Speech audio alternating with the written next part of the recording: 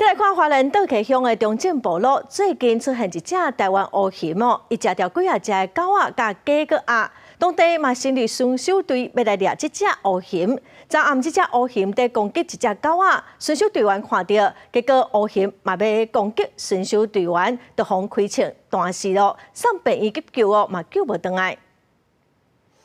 救枪了后，台湾乌熊往山区走，巡守队员最后发现伊倒伫一个山沟边啊，看伊有意识，大家赶紧将伊装箱了后送去野湾动物救伤中心。黑熊要扑到那个工作人员，就是雄心大发，但是为了保护自己，还是他们就开枪打下去了。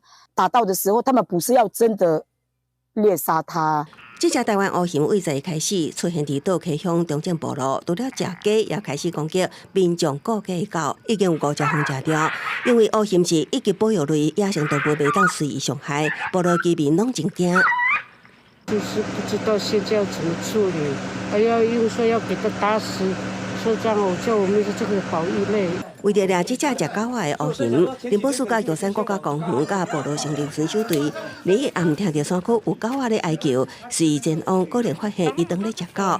想袂到乌熊转向要攻击巡守队，队员开枪自保，并无违法。那野生动物法如果在紧急状况之下，对于人民有生命财产安全疑虑的话，其实是可以进行处置的。但是，他事后要报备。另外，调情了的乌熊最后也是不幸死亡。经过阿妈科的评估证实，伊是玉管处心理症所也防港的熊。当地居民表示，最近几年熊连续资料暴露，甚至也有攻击性。林保署强调，爱将食物也是喷烧好，才会当避免熊来侵犯。公司新闻采访报道。